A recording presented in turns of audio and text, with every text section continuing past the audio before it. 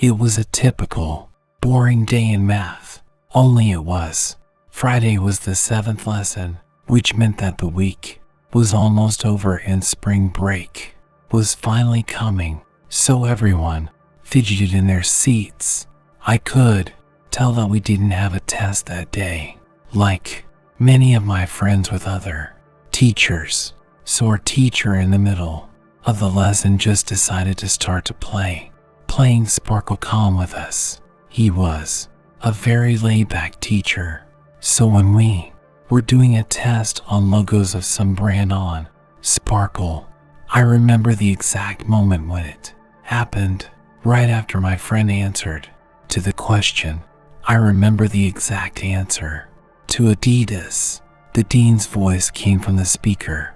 It sounded panicked and furious when he told all the teachers that this was not the case. Training in quarantine, I really got chills and goosebumps ran down my arms, as our usually calm teacher also seemed to panic when he ran to turn off the lights and took us to the far corner of the room.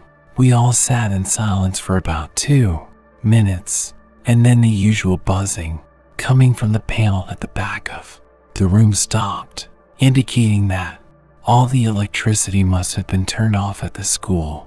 We looked at each other, realizing that this must be serious. After a few more minutes of waiting, we heard a man screaming at the top of his voice coming down the stairs. The hallway. 2 girls in the classroom actually started crying, which scared us all even more. When the screams approached the classroom, a man with a crazy voice started banging on the lockers, shouting, "I'm going to kill you all." It was at this moment that I began fearing for my life. My teacher shushed us when everyone looked at each other to see the reaction of our peers. Then the knocking moved away from the lockers to the door of our classroom, and that's when one of the crying girls screamed no. The knocking on the door only intensified when the man started shouting, "Open up." The girls in the class were crying loudly. Now it seemed like forever had passed while this man was banging on the door, but in the end he continued to walk through the corridors, screaming like a mentally ill person, until we no longer heard him. I would say 10 minutes later, although given the situation, it must have been half an hour, the dean returned over the loudspeaker, explaining the situation, which was surprising for him. He explained that some obviously mentally unstable person entered the building and attacked a woman sitting at the reception desk, forcing her to run screaming out of the building, and the staff was not sure if this really happened. The man was armed or not, but that was before there were cameras at the school where she could let proper security was provided, so the school was widely I'm open to something like that. The staff combed all the corridors and classrooms and couldn't find him, so the dean instructed teachers resume teaching, but keep all doors locked and don't let anyone to leave the students for any reason. However, the most disturbing thing is that one of the cleaners working the night shift found the man sleeping in one of the closets at the back of the school, and according to the rumors spread by my peers, he had a gun sticking out of his pocket. A 44 Magnum. The janitor must have done something stupid to wake him up, like leaving the closet door open, because by the time the policeman was able to arrive at the scene, a man was missing. My entire class, as far as I know, to this day has no idea if there was ever this person has been found, but I like to think that right now he is getting the necessary help that he needs. The second lunch break is intended for the other half of the 7th graders and all 8th graders. The quarantine occurred in early October. On the day of quarantine, it was cloudy and rainy. During the first lunch break, I heard 4 loud bangs. Personally, it seemed to me that it was a thunderclap, but the whole dining crowd started shouting. I thought these guys were just serious, __, but campus security came in and started yelling at people too. They were going to the multipurpose room, and the kids who were queuing for lunch had to throw away their lunch and go inside. And a few friends came into the room, along with a huge group of other kids. Everyone was curious what was going on. Our multipurpose room is huge, and the back wall of the room is made of transparent glass. When I and my friends were hurriedly ushered inside by campus security, I covered the glass with curtains, and there were adults at every exit. My friend Eric, like all of us, was curious, so he asked one of the adults what was going on when he returned. He said, "You know that right before TMS, there are those houses." I replied, "Yes, there is one mentally disabled crazy man who has barricaded himself in front of his house, and he is threatening to commit suicide and kill the cops if he is evicted." He was walking near the school, strangely watching the children. Eric told us that it turned out that this man was also a registered sex agent. To make matters worse, we were stuck in a multipurpose room for an hour, taking 2 lessons. After everything was settled, we were taken in turns to our classes.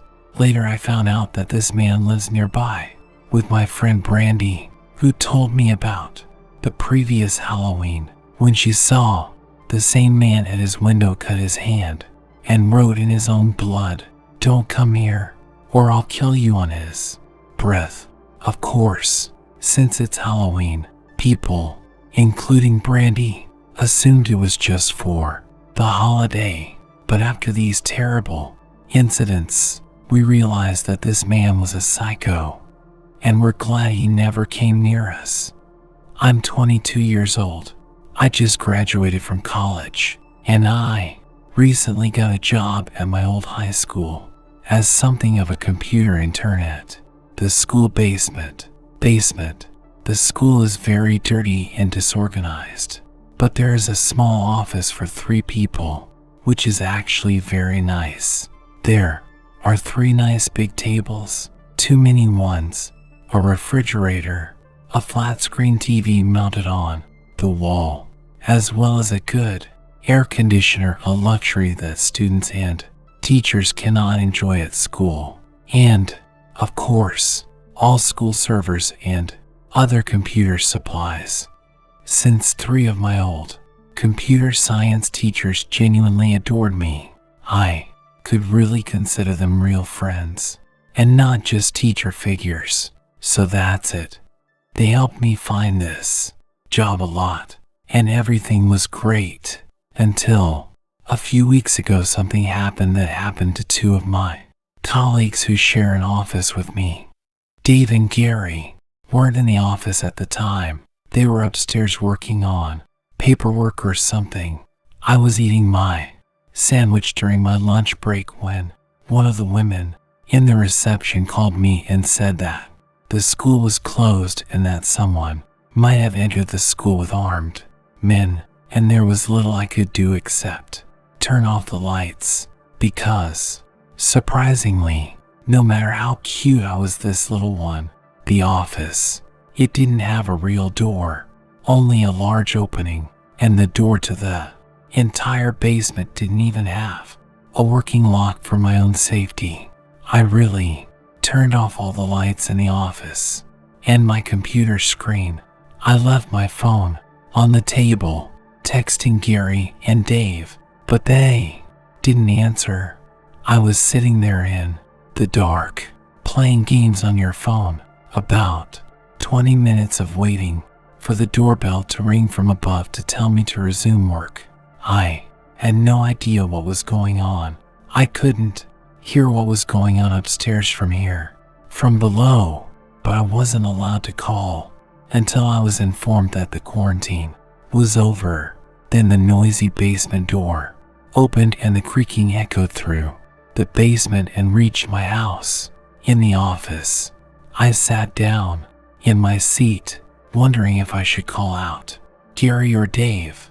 I couldn't wait to get some information from them.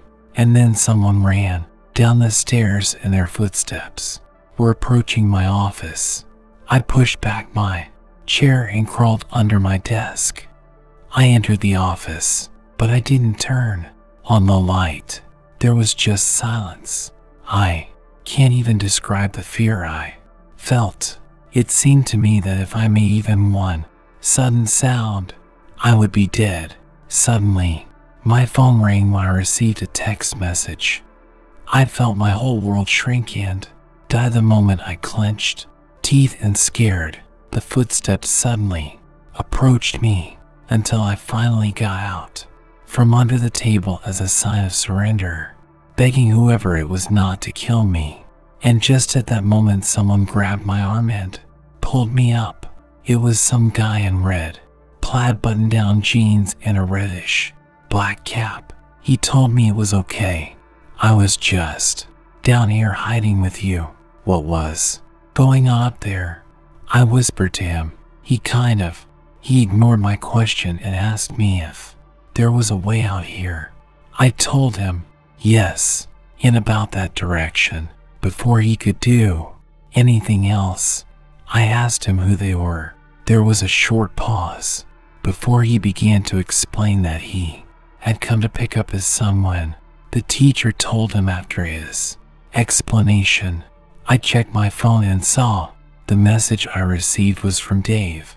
It said, "Dude, this is ___ crazy. Some guy with a gunshot wound missed her. The buckle he wears is a red shirt and a hat. No matter what you do, don't go upstairs." I was going to read this message aloud to the man until I realized that I looked up and felt my stomach clench. The man seemed to catch it. My suspicious gaze. Panicked. All I could think about was running upstairs. The shot echoed through the basement, and I heard the bullet ricochet off the wall. There was something metallic in the dark, but thank God the bullet missed me and I went upstairs. Fortunately, the police were waiting at all exits, including the exit from the basement, and called the man the second he opened the door.